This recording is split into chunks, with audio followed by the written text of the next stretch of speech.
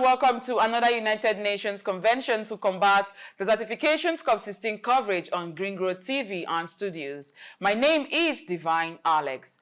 COP16 2024 lasted 12 days from December 2nd to Friday, December 13, 2024, under the theme Our Land, Our Future, aimed to explore strategies for transforming land degradation into renewal. The conference has come to an end, and today we'll review the key outcomes as well as the present realities unveiled at COP16 in Riyadh. Riyadh, a city surrounded by deserts, served as a fitting host for COP16, bringing 196 countries and the European Union together to answer the critical question of how we can address the growing threat of desertification and its cascading impacts to secure a sustainable future for all. We'll explore whether COP16 delivered the transformative steps needed, highlight the pivotal moments, and discuss the road ahead with our expert guest, Veena Balakrishnan, the co-founder, Youth Negotiators Academy. Hello, Veena. How are you doing? Hello, I'm doing very well. Thank you. How are you? I'm all right. Thank you for joining us on the program. Now, let's start with first with the commitments made during COP16.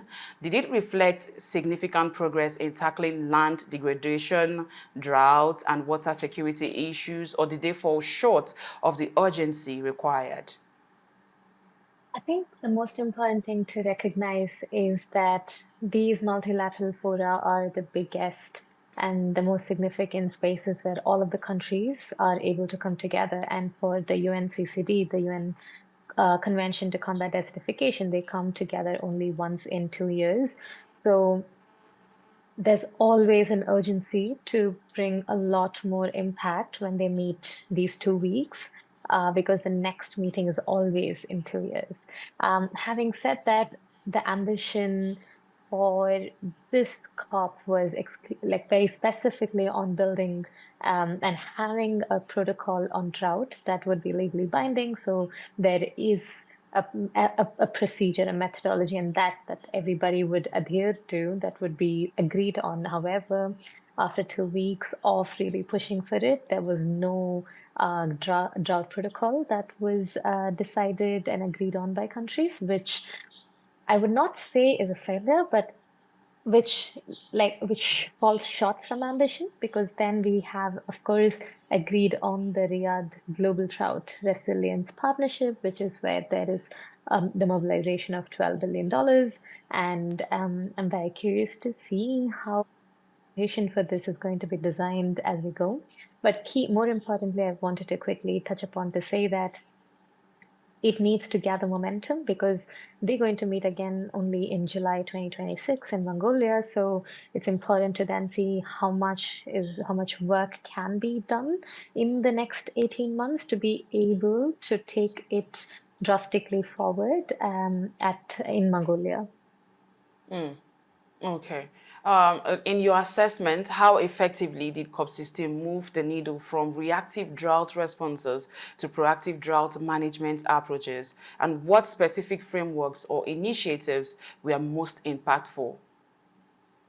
So I would not be able to go a lot detailed into this, given that I was not a technical expert on drought itself. But what I can definitely say is that there was progress made on all of the agenda items, including drought, and which is why this particular partnership that has been an outcome is really significant, because there are actors, there is a leadership, it has come out as a part of the COP decision, and there is money that is also being put as a part of the implementation. So the key is going to be to see how are we effectively able to design this, and how are we able to take it forward in the timelines that we are looking at, because especially desertification, as you know, it's a very current contemporary challenge, and also in a way it's very specific sometimes to a region. As you know, Africa is one of the most affected by desertification, land degradation, and drought. So what I would say is that it is really critical on implementation at the moment. And there are a lot of dialogues and initiatives that also were taking place. For example, there was a civil society panel, and there was a really clear momentum and push for example, land tenure, women's rights, etc. in the process as well, which has had a bit of a decision coming out too, including recognition of women as critical stakeholders when it comes to land rights. And young people were in as critical stakeholders when it came to land rights and the desertification, land degradation, and drought topics. So these, I would say, are really key and essential. So COP16 had dialogues that was progressive, and it is all now going to be something that as legacy that the COP17 presidency Mongolia takes forward as well, and we are continuing to actively work with them on shaping some of these. You mentioned about the pledge of $12 billion, and that brings us to this particular question. There was a pledge of $12 billion by the Arab Coordination Group for land restoration and drought resilience, and smaller contributions of $11 million and $3.6 million for the Great Green Wall Initiative. Do you think these financial commitments match the scale of the challenge? So one thing that I want to always say is that the scale of the challenge that we are looking at, I mean, that we're trying to combat and like work towards is always significantly higher. And however, what I would definitely say is that any money is good money as we start off, especially because we needed to agree on something, and coming here in a challenging process that is based on consensus, because every country needs to be in consensual decision when it comes to commitments. So actually, I'm very glad that these commitments are made. What is going to be interesting is, again, the implementation part. For example, when it comes to the governance of how this money, the financial support is going to be used, who are the stakeholders that are being consulted, who is it going towards, what is the flow of the money looking like, in what timeline can this money be shared or like put into use already. So these are the questions to ask next for that effective implementation, because a part of it is understanding the quantum, and if that quantum is insufficient enough.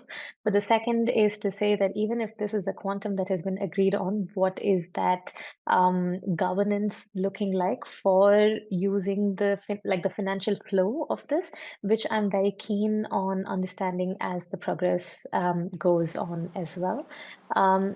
Yeah, I think this is where, I mean, I think it's been a landmark, definitely, given that the Kingdom of Saudi Arabia, as a part of their presidency for COP16, they've been building on a lot of things, and they've taken their presidency in this year, so they have 18 more months. So I'm very curious to also see how their leadership is able to enable the financial flow. Okay. With the new contributions to the Great Green Wall project, how do you see its potential to transform land restoration across Africa? So, I think the Great Green Wall is a really important project in the Sahel region, and I am probably not the best person to talk about it, given that I do not have the lived experiences over there as well. What I wanted to quickly bring in here is to say that so what I do in my profession is train negotiators for the UNCCD process, which means that those who will be making decisions at a COP. So this year we trained 100 negotiators, young negotiators for 35 different countries, and many of them, out of the 35, predominantly many of them that we work with are from Africa and from the region. So what we're also trying to do is enable our negotiators to bring in these topics as these important conversations and push for the country's positions when it comes to COP decisions itself. And what we're also then doing is support the negotiators that we are training over the course of their like career, and then they in their roles as and many of them are actually a part of the Great Green Wall Initiative in their countries in different capacities. And what we're trying to do is give them the tools, skills, and the networks that are necessary to be able to effectively move towards mobilizing resources to make this a success and a reality.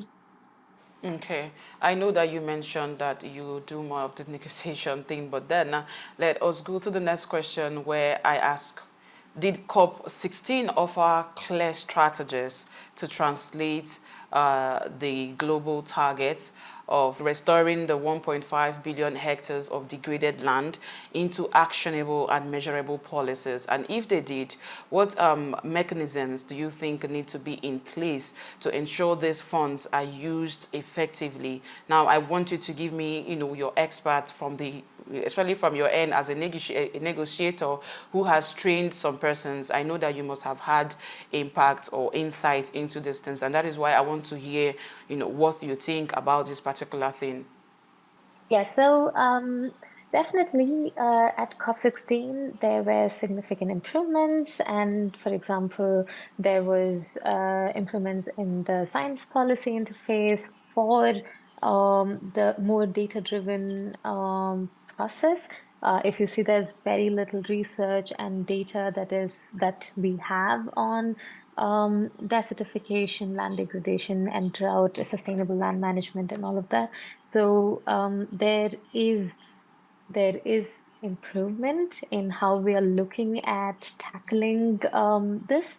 There has been conversations on, like I said, improving equity. For example, how are women's rights considered? How are civil society going to be considered when it comes to their engagement? I mean, their role within the process. Because and how are farmers? How are pastoralists? How are the different basically understanding and recognizing that while these decisions are being made at a multilateral level, it is going to be necessary to implement it at the local level, of course. And for that, we need to be talking to the farmer who has all of the knowledge, or the migrate like the pastoralists who are tending to the land. So a lot of these points emerged, and it was strengthened at the COP itself, which is amazing because then this allows for creating the framework it at a multilateral level, which can then be taken to the country levels to make those choices and decisions for national plans, and then to see how this should be implemented. So that I think is a definite and significant win, especially when we are grounding it in science and data collection and research and looking at how do we build that data bank. The other side of it is you asked me about where do we think this money is going to flow, how is it going to go? I Yes. have I have good experience in the climate process more than the land process, and if I have to draw some, key understanding from that to here, I would say in general, one is agreeing on the money at a COP, but after that, to make it a reality, it always takes a lot of time because every single country needs to agree on it. And it takes a while. For example, in which country is the money going to be hosted? How is this going to be hosted? Who is going to be hosting it? What is the capacity? What is the reporting for this? Who, in which levels is this money going to be like sort of disseminated? Who is the end user of this? Which regions are we going to use it? So there are a lot of questions when it comes to how the money needs to be used, which needs to be answered at a multilateral level and agreed by all parties before it can be used, which often ends up being the challenge when it comes to financial flows, which is what I would say is always a concern. So I'm very curious also to see how this can be then built as we go forward. Okay, it's okay. Now let's look at the youth angle, right? How was the youth engagement panel in emphasizing mentorship and intergenerational collaboration? Were the youth given a strong platform to influence land restoration strategies? Thank you for that. As I like just touching upon an answer that I gave a bit ago, so definitely there was strengthening and the conversations and dialogues around strengthening young people's participation, not just in at civil society, but also within the meetings and processes. And as you know, in 2019, the youth engagement, I'm sorry, in the COP that happened in India, in Delhi, the Youth Caucus was born, and since then, the UNCCD Youth Caucus has been that constituency engaging young people and their connection to the UNCCD process itself. In COP15 in Cote d'Ivoire, there was also the youth engagement strategy. And following that, what the initiative that I run, which is the Land Youth Negotiator Program, also delivers on that youth engagement strategy. So basically, youth engagement strategies, one of the main points, also like it talks about how could we effectively engage young people in the meetings and processes of the UNCCD, and what are the ways in which they can do that. So what we do is sort of exactly on, like delivering on that, which is strengthening young people's participation as negotiators, as country representatives when it comes to the decision making inside the negotiation rooms. And also there were civil society and there was a youth forum which also was happening for 3 days in the first week on the Thursday, Friday, and Saturday. And the youth forum really received a lot of commendable applause from the parties as well, and it brought in a lot of dialogues around empowering young people on green jobs, on skills, on different research and different elements when it came to desertification, land degradation, and drought. And also, just wanted to say that in the closing plenary, one of my team members, who is also the focal point for the Youth Caucus, she also shared a very strong statement about youth engagement, which was really applauded and received well by all of the countries. In the civil society decision within the COP16 decision document, we had an acknowledgement on the youth engagement strategy and the UNCCD Youth Caucus, and to strengthen that. And also, there was a request for enabling initiatives such as the Land Heroes or the Land Youth Negotiator program that we run, and but for countries, so that so that young people can effectively participate in the meetings of the UNCCD. Okay. Saudi Arabia's initiative for an early warning system for sand and dust storms was a key highlight. How significant is this in addressing the regional impacts of drought and desertification? What are your general reflection on COP16, where the discussions and outcomes aligned with the expectations you had at the start of the conference? So, I would say definitely going into any of the UN and multilateral conference, our expectations are definitely high. For example, there was an expectation on a drought protocol, which we did not achieve, if you think about it, and which was really important to be achieved in order to move towards effective addressing of drought, especially in Africa. And but while we do not end up going that far, oftentimes in the multilateral negotiations, I think the key is to embrace what we've been able to come back with, which is, for example, like the Riyadh Global Drought Resilience Partnership. And I'm very curious to then see what like the impact is. But in general, I think UNCCD COP16 has been a significant step forward with respect to addressing drought, land degradation, resilience, sustainable land development, land tenure. All of the conversations have definitely gone forward, but I also understand that this convention itself, like it needs a lot of capacity building, because when we were Okay. talking even to sometimes like national delegations, they were not very fully aware of like the agenda and the negotiation topics and what their national positions were and how to contribute to that. How do we effectively really drive policies as well, which I think is really important for us to address, because otherwise we are going to be much slower because we have not been able to formulate what is necessary for each country in the best possible way. So one big reflection was building capacity for countries and those who are handling the work technically as policymakers at COP to have the tools, the networks, and the skills that they require for pushing their national positions effectively. And we are hoping to be able to do that and contribute to the UNCCD Secretariat as well as they build capacity for the countries leading up to COP17 in Mongolia. Okay. Thank you, Veena, for that particular one. The findings from Riyadh underscore the urgency of this moment. Dry lands now cover over 40% of Earth's surface, and without immediate action, billions more lives could be disrupted by the end of the century. However, the commitments made during COP16 offer a glimmer of hope, from pledges of $12 billion for land restoration to groundbreaking initiatives like Saudi Arabia's early warning system for sand and dust storms. There is momentum to build upon. The journey from crisis to resilience is one we must undertake together. Thank you for joining us on Green Road TV and Studios. My name is Divine Alex.